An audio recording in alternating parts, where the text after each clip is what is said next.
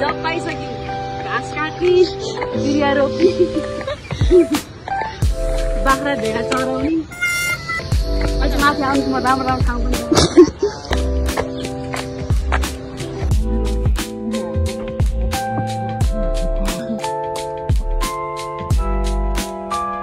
के भयो खरे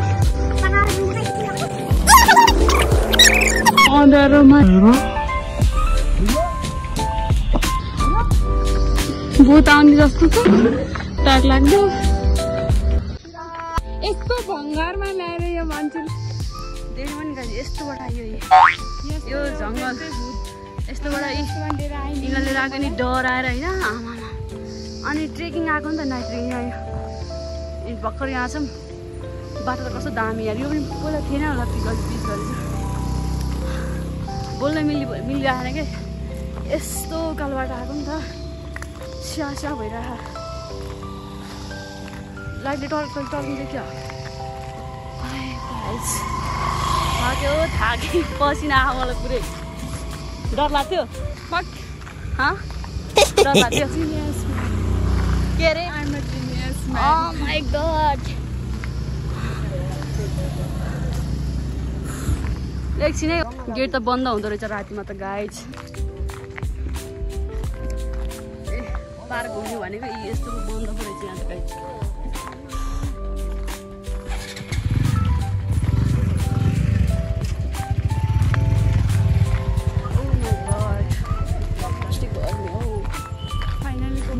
फाइनली गोकर्ण आयो फाइनली गोकर्ण भन्ने ठाउँ पनि आयो नआउनु भन्दा भन्दै खुसी लागेन यस्तो खुसी लागेन उता स्विमिङ अफिस बन्द गरी स्विमिङ पुल रहेछ स्विमिङ खेल्न जाउँ पानी चाहिँ छैन स्विमिङ भर्खर बन्दै रहेछ हुँदैछ कि बल्ल राम्रो एकछिन हामी यो सल्लाह भएको उताबाट बौद्धबाट आयो भने बौद्धतिरबाट आयो भने होइन यही सल्लाहघारीबाट आउने हो कि यस्तै सिडी आउने हो फेरि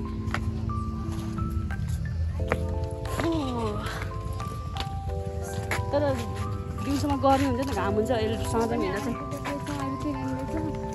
आलु फल्ने बेला तिमी आउँछौ फेरि अघि जाऊ न जाऊ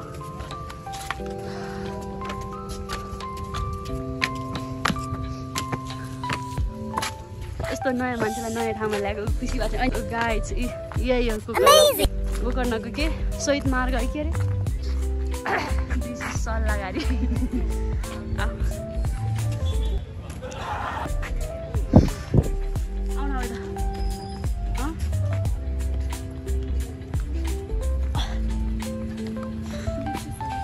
this is सल्लाहघारी okay guys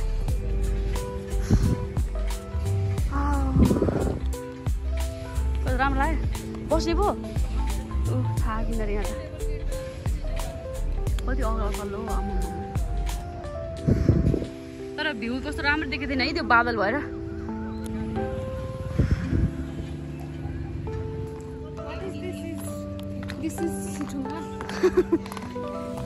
this is ढुङ्गा अरे ब्युटिफुल ढुङ्गा भन न हजुर ब्युटिफुल ढुङ्गा अरू केही बयान गर्नु छ यहाँको छैन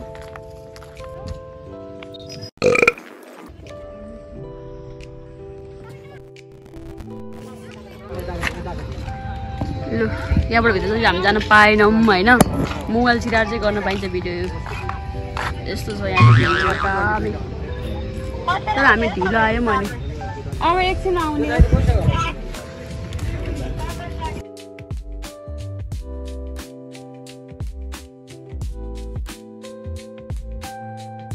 गाइस गोकर्णबाट देखिने नाइट भ्यू केटिएमको है यहाँ यस्तो सलक्क जुम गऱ्यो भने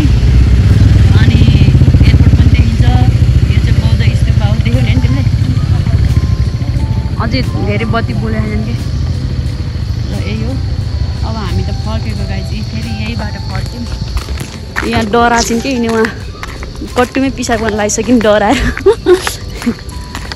अहिले त्यही खोल्साको बाटो लैजाने त्यही बाटो जाने हो अनि त्यो सर्टकट बाटो त्यही हो नि त अनि कस्तो त उहाँ घुमाउरो छ कि लास्टै घुम्ने बाटो हो कि यो त जान्छु कि म ल ल म एक्लै जान्छु तिमी यहीँ बस तिमी बस यहीँ यहाँ मान्छे खेलिरहेको छ नि यताको छेउबाट आउनु ओए गाडी आयो यस्तो पनि यस्तो आनसँग हिँड्नुपर्ने यार डराएर यार सर्टकट बाटोमा भन्ने खेल्ने बलै छैन म तपाईँलाई हानेर यताको उता उताको यता पुऱ्याइस अब तिमीलाई यहाँबाट बल्ल उसमा लैजान्छु म पार्कमा यहाँ तल त पार्क पो छ होला हो टाढा टाढा माथि माथि यो मान्छेले कहाँ घुमाउने अहिले झन् ढिलो हुन्छ अनि थाहा हुन्छ अब यस्तो बाटो हिँड्नुपर्छ गाइस ल केही हुँदैन हिँड ल ल वा दामी हिँड्यो बिस्तारै नि फेरि लडिन्छ नि बाटो चाहिँ यसो डेन्जरस छ कि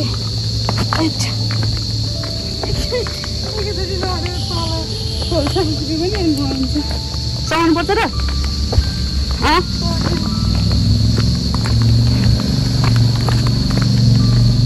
बिस्तारै बिस्तारै डुब्दैछु म तिम्रो मायाको सागरमा उडिरहेको पन्छी चाहिँ यस्तो अँधेरोमा नि बिस्तारै यहाँ यस्तो यस्तो हो नि गाइज त्यही भएर नि हिँड्न डराएको अरू केही अब हामी यहाँबाट सिधै पुग्नु छ चाबेर तर गाडी पाउँछै पाउँदैन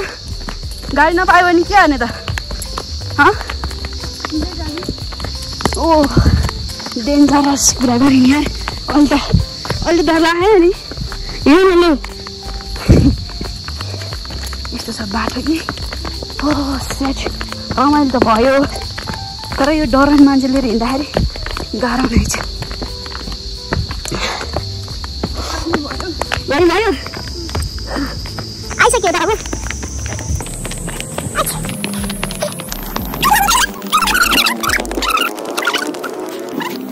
म त यो नभएर भने त म हिँड्नै नसक्दो रहेछु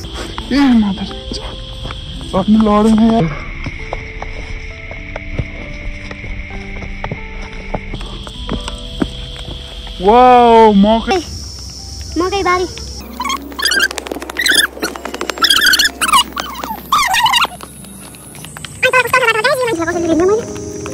बिस्तारै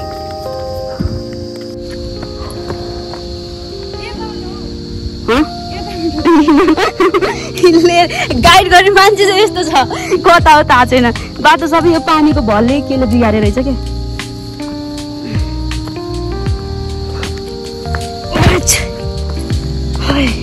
यस्तो उकालो ओह्रालो नि गर्नुपर्छ क्या ए नेपालमा जन्मेर हुर्केर नि यार उकालो ओह्रालो हिँड्न डराउने मान्छे पनि यहाँ यस्ता यस्ता छ नि ए भन्ने हाल आफै फेरि यहाँ अहिले फर्सी पल्ट जस्तो पल्टिनु फेरि छैन कहाँबाट चढ्नुपर्छ नि माथि यहाँबाट सक्छौ म माथिबाट तान्नु लगिन्छ तपाईँले यहाँ यस्तो बुद्धि लाउनु पर्दैन यहाँ टेक्ने ठाउँ रहेछ यहाँ फ्याक्ट्री टेक्ने यस्तो गर्ने ट्रिक लाउनुपर्छ नि ट्रिक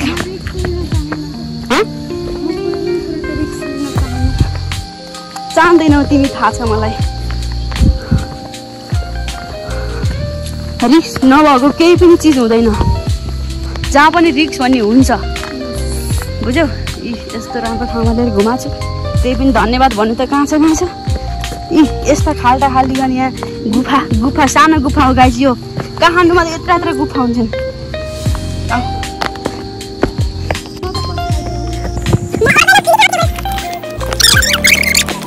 लाएर हिँडेपछि केही हुने चान्सै छैन क्या पर्फेक्ट भइसक्यो नि हिँड्नलाई ल